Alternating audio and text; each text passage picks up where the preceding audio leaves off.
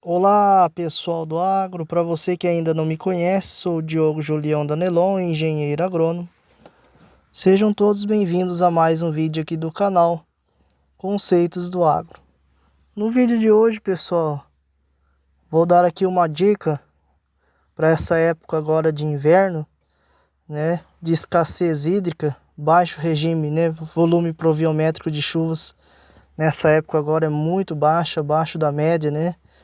E a gente sabe que as gramíneas, principalmente as gramíneas tropicais, né, as forrageiras, elas nessa época agora fornecem muito pouco nutriente, né, principalmente proteína bruta, fósforo aí, né, em ppm, para conversão alimentar aí em proteína bruta e proteína microbiana, né?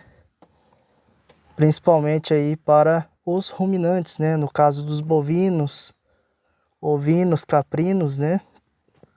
A gente sabe que nessa época agora a pastagem fica muito pobre em nutrientes, né?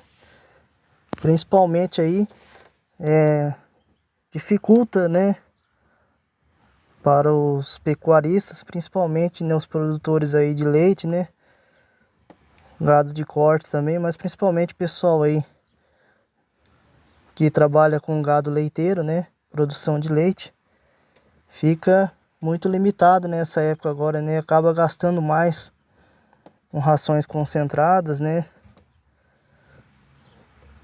e outros subprodutos, né, para estar melhorando a qualidade da alimentação dos animais, né. E uma alternativa, pessoal, até um trabalho meu de TCC, trabalho de conclusão de curso de engenharia agronômica, né, em 2013, na ESAP, eu peguei plantas, né, numa área, plantas de bordadura, sabe? Geralmente, né, na bordadura há uma grande compactação, né, por estar numa região limite ali dos carreadores. Geralmente nessas localidades, né, nas bordaduras, é mais pobre, né, em nutrientes. Então a qualidade do material do ensilado, né, acaba sendo muito menor, né? A planta, né, acaba sendo menos nutrida e a qualidade da planta, do volumoso, fica bem inferior, né? Então eu procurei ensilar, né, plantas da bordadura, ceifando aí toda a planta, né, e triturando a planta inteira, né, folhas, caule, toda toda a parte da planta, né, todos os constituintes da planta, desde a raiz até a parte aérea, né? E no momento da ensilagem eu adicionei diferentes níveis, né, crescentes de ureia, desde 0,25, né, até a 1%, 0,25, 0,5, 0,75 e 1% de ureia. Não ultrapassando, né, o 1%, porque acima de 1%, né, a gente sabe, pelo elevado teor de nitrogênio na amônia, né, na forma de amônia, é tóxico, né, para os ruminantes, principalmente aí o gado, né, os bovinos, porque ali as bactérias do rumen não vão conseguir absorver, né, quebrar todo esse nitrogênio na forma de amônia da ureia, e esse rumen acaba se expandindo, né, de tal forma, comprimindo, né, os outros compartimentos, e o gado acaba morrendo, né, por asfixia, por exemplo. Então o nível, né, máximo aí recomendado é de 1%. Então, por exemplo, se eu tenho 100 kg de material ensilado, eu devo adicionar 1 kg de ureia no momento da ensilagem. Se é 1 tonelada, 10 quilos, né?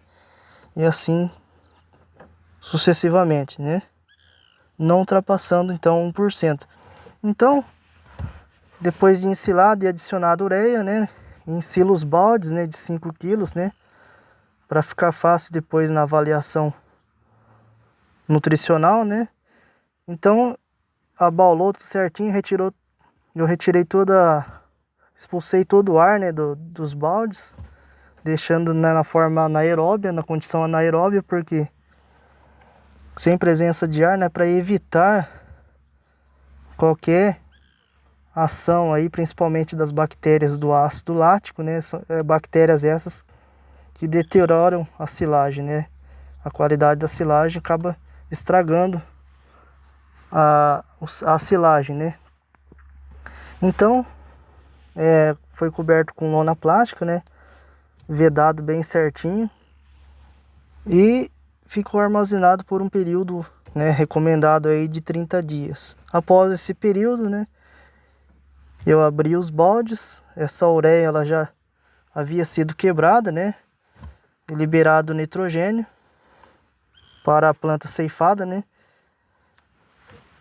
em fragmentos, em partículas de 2 centímetros, que foi triturado, né, padrão, e submeti a avaliação bromatológica, né, para avaliar os parâmetros aí, as variáveis nutricionais, né, matéria seca, fibra bruta, matéria mineral, extrato etéreo, NDT, nutrientes digestíveis totais, extrato não nitrogenados, né? Então todos os parâmetros aí nutricionais foi avaliado. E teve, né, uma diferença aí muito significativa, positiva, principalmente com relação à proteína bruta. Saindo aí do material com 0 de ureia, né, que tá testemunha com um material aí com praticamente 5% de proteína bruta, né, 5,08. Com 1% de ureia passou de 5 para praticamente 16% de proteína bruta. E lembrando que essa proteína bruta, né, já foi convertida pelo nitrogênio da ureia, já está prontamente disponível para o animal, né, para os ruminantes. Então, as bactérias do rumen muito pouco vão precisar trabalhar para converter esse nitrogênio, né, essa proteína bruta, em proteína microbiana, que é a proteína verdadeira, né. Então, essa proteína já está prontamente disponível, não vai precisar, né, no caso, por exemplo, de você adicionar a ureia depois da silagem estar pronta, né, porque se você adicionar a ureia depois da silagem estar pronta, essa ureia vai precisar ainda ser quebrada, né, ser metabolizada, sendo quebrado, passando de nitrito, né, nitrato redutase, e tanto precisa passar por um processo de quebra. As bactérias do rumen precisam quebrar esse nitrogênio na forma de amônia, da ureia, né, até converter em proteína microbiana. Então, essa é uma grande também vantagem de você adicionar a ureia já no momento da ensilagem, tá? E deixar armazenado no período hábil recomendado aí de 28 a 30 dias. Então, aumentou consideravelmente, né? Significativamente, muito positivo com relação à proteína bruta, e o que é essencial aí para o animal, né? Para os ruminantes. Principalmente nessa época agora de inverno, né? De baixa escassez hídrica, né? E a gente sabe que as gramíneas, né, principalmente as gramíneas tropicais, elas são plantas C4, né, que geram uma enzima aí com 4 carbonos. Então essas plantas, né, elas se adaptam melhor em condições de clima tropical, né. A época do ano que essas espécies de plantas gramíneas forrageiras, elas mais se ambientam, né, é na época de verão, novembro, dezembro, né. Essa época maior, onde se tem geralmente um maior regime de chuvas, né, e essas plantas conseguem, né, absorver, né, aproveitar, ter um bom aproveitamento de água, e também reduz, né, pela intensa luminosidade e radiação, elas conseguem fazer uma maior, o processo fotossintético é muito mais ativo, né, e reduz também a atividade oxigenase das enzimas, né, e também a fotorrespiração, que é mais controlada na época de verão.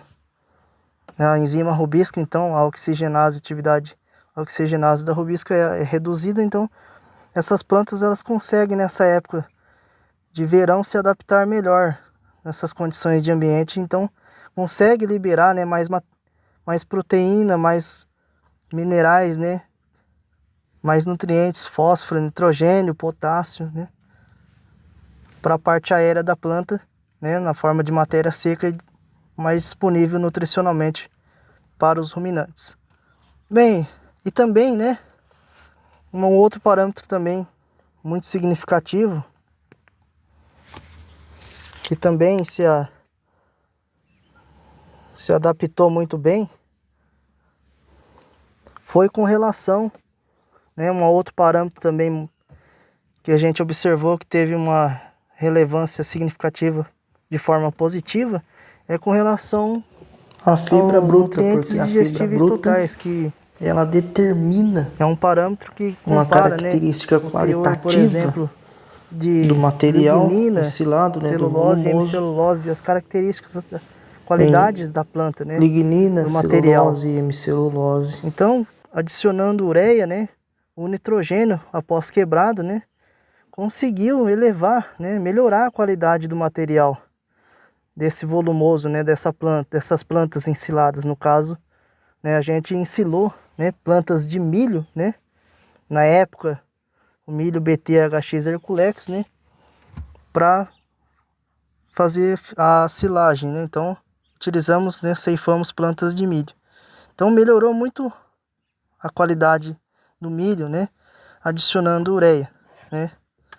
Aumentou significativamente a qualidade desse material, tanto em lignina, celulose e hemicelulose, devido, né, ao incremento crescente da ureia.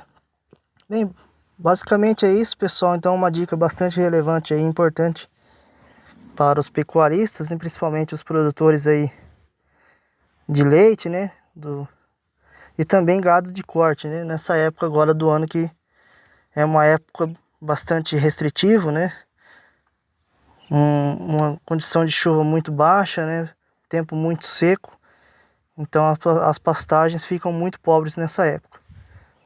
Então é isso, pessoal. Se você gostou desse vídeo, não deixe de curtir, né, dando seu like e dar seu joinha para que a gente possa, né, levar nossos conhecimentos, né, para muito mais pessoas, né. E também não deixe de compartilhar com seus amigos, vizinhos, parentes aí, que de uma forma direta ou indireta estejam ligadas ao agro. E também não deixe, né, de ativar lá o sininho, clicando em todas, para que você possa receber todas as notificações dos vídeos que nós iremos estar disponibilizando a vocês ao longo das semanas.